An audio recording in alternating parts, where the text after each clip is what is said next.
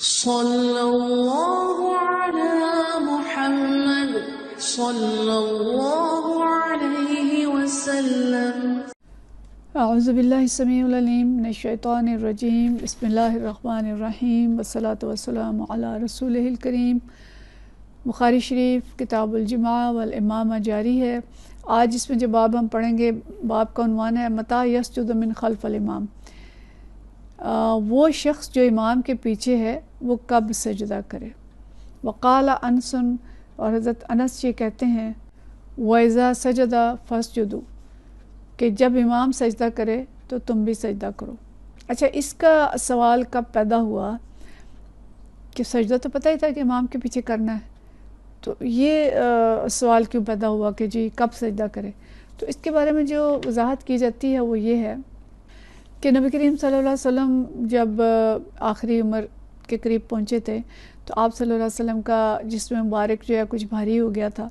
اور آپ نوجوانوں کی طرح جلدی سے رکوع اور سجدہ نہیں کر سکتے تھے، تیزی سے حرکت نہیں فرما سکتے تھے۔ تو آپ صلی اللہ علیہ وسلم نے نوجوانوں سے فرمایا کہ جب تم دیکھ لو کہ میں نے اپنی پیشانی زمین پر رکھ دی ہے، اس کے بعد تم سجدے کی طرف آؤ۔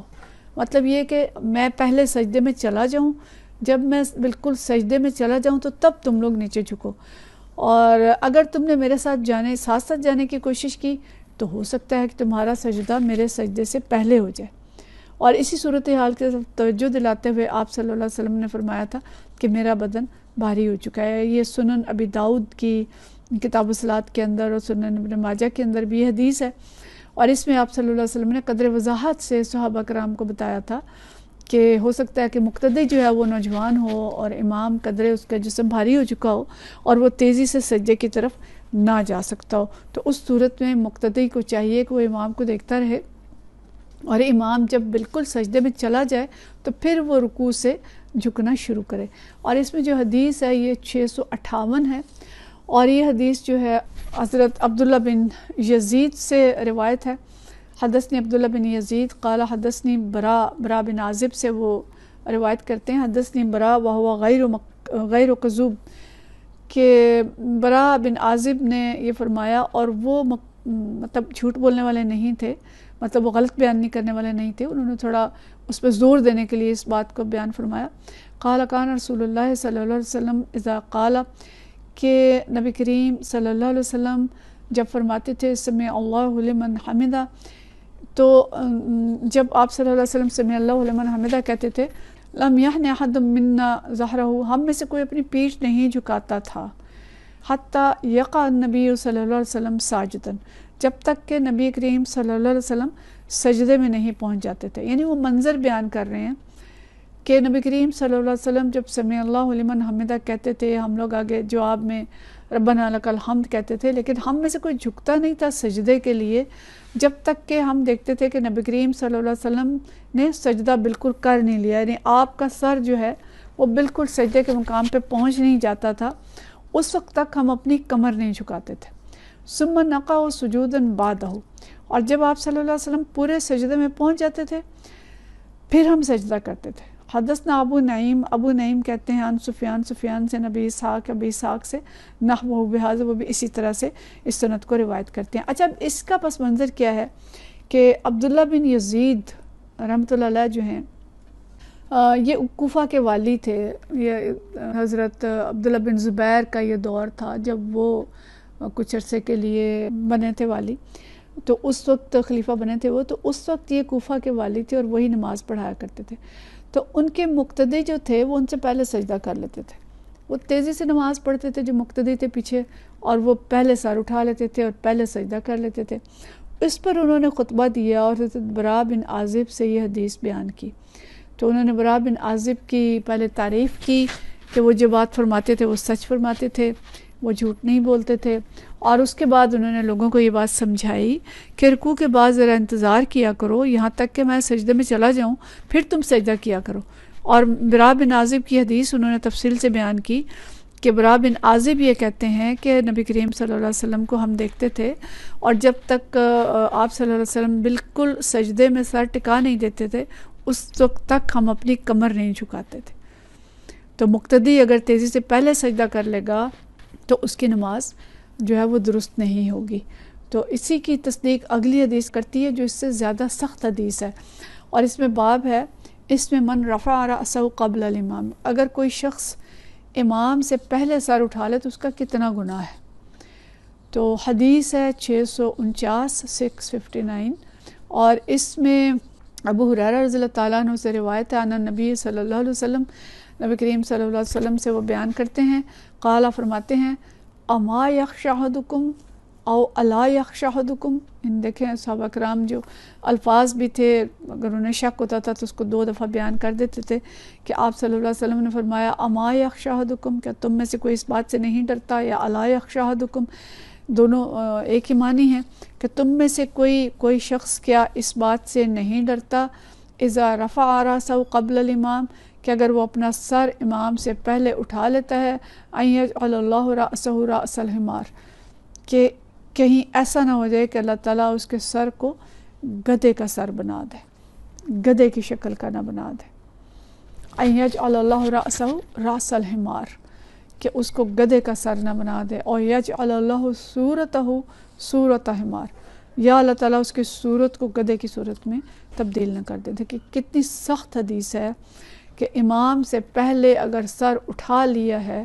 تو عین ممکن ہے کہ اللہ تعالیٰ اس کی صورت کو گدھے کی صورت میں تبدیل کر دے، یا اس کے سر کو گدھے کے سر بنا دے۔ بظاہر تو یہ ایک تمثیل ہے کہ وہ گدھے کی طرح احمق ہے وہ شخص جو امام سے پہلے سر اٹھا لیتا ہے، لیکن ظاہر ہے نبی کریم صلی اللہ علیہ وسلم کا یہ فرمان ہے، تو ایسا بالکل ممکن ہے کہ اللہ تعالیٰ ایسے شخص کو گدھے کی طرح بنا دے، اور فزیکلی بھی اس کی شکل جو ہے، عملاً بھی اس کی شکل گدھے کی طرح ہو جائے۔ تو مطلب یہ ہے کہ اتنا بڑا جرم اور گناہ ہے کہ اس کی وجہ سے کوئی شخص سزا کا مستحق ہو جاتا ہے، اور سزا اتنی سخت ہے کہ اللہ تعالیٰ اس کی شکل ہی کو بدل دے اور جانور کی طرح اس کی شکل کر دے۔ یہ اور بات ہے کہ اللہ تعالیٰ اپنی رحمت کی بنا پہ ایسا نہ کرے، لیکن اس گناہ کا ارتکاب کرنے والا شخص اس گناہ کا مستحق، اس سزا کا مستحق ضرور ہو جاتا ہے۔ تو ان 2 حدیث سے ثابت کیا بات ہوتی ہے کہ مقتدی کو امام کی مکمل اقتداء کرنی چاہیے، اور کسی فعل میں امام سے سبقت نہیں کرنی چاہیے، نہ اس سے پہلے رکوع کرنا چاہیے، نہ اس سے پہلے سجدہ کرنا چاہیے، نہ رکوع اور سجدے سے پہلے اٹھنا چاہیے۔ اور عورتوں کو تو بالکل دیکھا ہے جماعت میں کہ بہت کم عورتوں کو اس چیز کی سمجھ آتی ہے، اور خاص طور پہ ہماری جو بزرگ عورتیں ہیں وہ تو اپنی مرضی سے نماز پڑھ رہی ہوتی ہیں، جماعت میں ہوتی ہیں، لیکن جب دل چاہ رہا ہوتا ہے سر اٹھا رہی ہوتی ہیں، جب دل چاہ رہا ہوتا ہے رکھ رہی ہوتی ہیں۔ تو مسجدوں میں اگر ہم جائیں نماز پڑھنے تو ہم ان چیزوں کو سیکھ کے جائیں۔ تو عبداللہ بن مسعود رضی اللہ تعالیٰ انہوں نے ایک شخص کو دیکھا جو امام سے پہلے یعنی سبقت لے جا رہا تھا رکوع اور سجدے میں، تو آپ رضی اللہ تعالیٰ عنہ نے اس سے فرمایا کہ عجیب بات ہے، نہ تم نے اکیلے نماز پڑھی ہے اور نہ تم نے امام کے اقتداء کی ہے، تم نے کیا نماز پڑھی ہے، نہ تم نے امام کے پیچھے پڑھی ہے، اور پڑھ مسجد میں رہے ہو، صف میں کھڑے ہو، لیکن اپنی مرضی سے پڑھ رہے ہو۔ تو جمہور علماء کے نزدیک یہ ہے کہ ایسے شخص کی نماز تو ہو جائے گی، لیکن اس نے مسنون طریقے کی مخالفت کی ہے، لیکن حضرت عبداللہ بن عمر رضی اللہ تعالیٰ کے نزدیک ایسے شخص کی نماز نہیں ہوئی، اس کو نماز دوبارہ پڑھنی پڑے گی۔ اچھا، اب یہاں پہ ہم بہت ساری حدیث اس بات کی ہم پڑھ چکے ہیں، اب ہم اس بات کو سمجھ لیں کہ آخر اتنی سختی کیوں کی گئی ہے کہ جو نماز میں امام سے پہلے سر اٹھا لے گا اس کا سر گدھے کا سر بن جائے گا۔ تو اصل میں نماز با جماعت بذات خود ایک سبق ہے، اور نماز با جماعت اسلام کے اندر ایک مشق ہے اس امامت کی جو امام المسلمین کو کرنی ہے۔ مولانا مودودی رحمۃ اللہ علیہ کی جو کتاب ہے جس میں انہوں نے اس کی تفصیل بیان کی ہے، جو حقیقت نماز کیا ہے،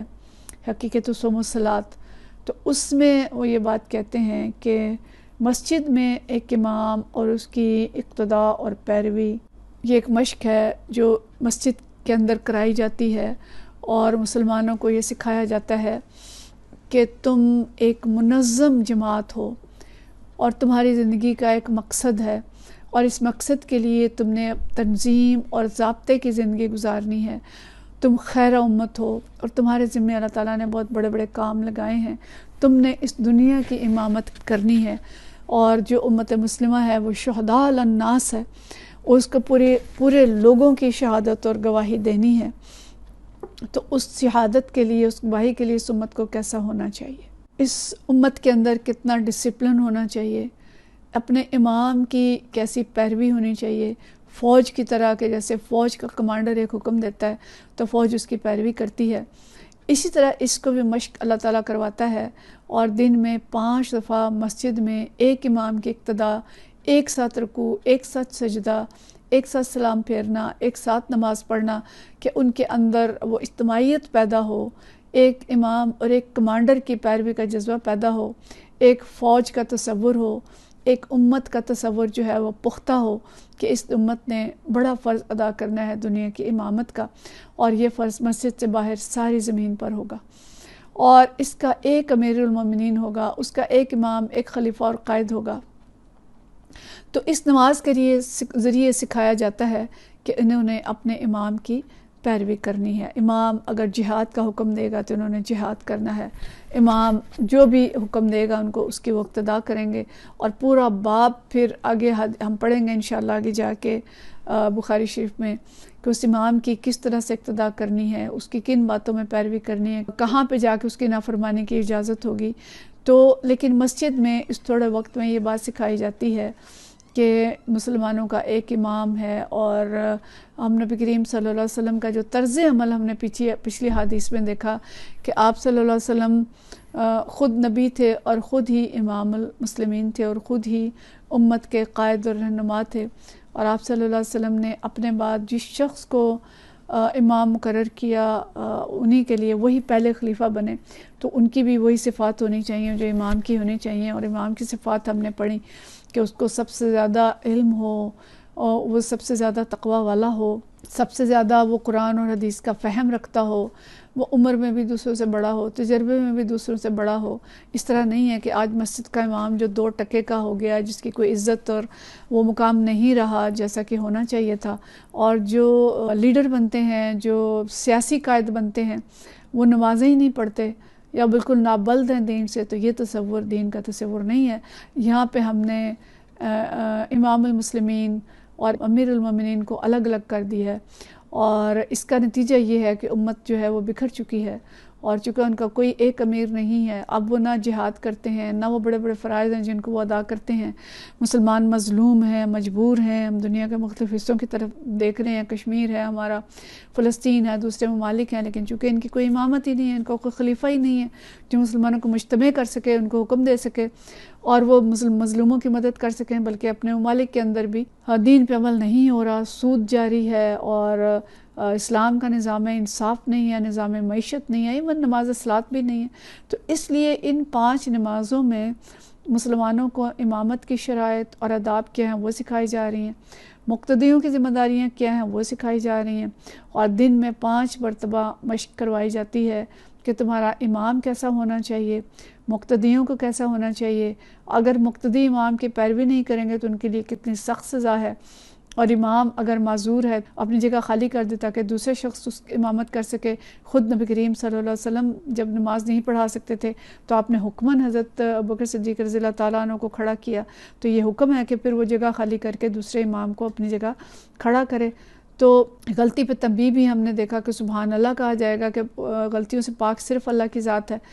اور معصیت میں اس کی اطاعت نہیں ہوگی۔ تو یہ ساری چیزیں جو ہیں اس 5 وقت کی نماز میں سکھائی جا سکتی ہیں، جو اس 5-10 منٹ کے درس میں ہمارے لیے ممکن نہیں ہے، لیکن یہ قاعدے اور کلی ہیں جو ہمیں سمجھنے چاہیے، اور ہمیں امت مسلمہ کو واپس امیر المومنین اور خلیفۃ المسلمین کی طرف، اور اس امام کی طرف، اس قائد کی طرف، اس لیڈر کی طرف لے کے جانا ہے جو کہ مسلمانوں کو صحیح دین کی طرف رہنمائی کر سکے، اور مسلمانوں کو اور امت مسلمہ کو وہ مقام دلا سکے جس کی وہ حقدار ہے، وہ امت وسط ہے اور خیر امت ہے۔ خیر امت اپنے فرائض دوبارہ ادا کر سکے، ہمیں ایسے لیڈر کی، ایسے حکمران کی، ایسے خلیفہ کی ضرورت ہے، اور ہمیں صرف 5 وقت نماز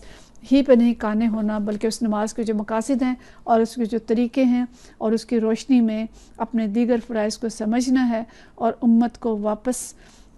مجتمع کرنا ہے، اور امام المسلمین کو ہی امیر المومنین بنانا ہے، اللہ تعالیٰ میں وہ دن دکھائے جب امت کے امام ایسے ہوں اور امت پھر سے جہاد کرے اور امت پھر سے اپنے مسلمانوں کو، اپنی امت کو اس مقام پہ کھڑا کرے جو اس کا امامت کا اور قیادت کا منصب ہے اور دین غالب ہو۔ اللہ کرے کہ وہ دن ہم دیکھیں اور اس کے لیے ہم جد و جہد کرنے والے بنیں۔ وآخر دعوانا ان الحمدللہ رب العالمین۔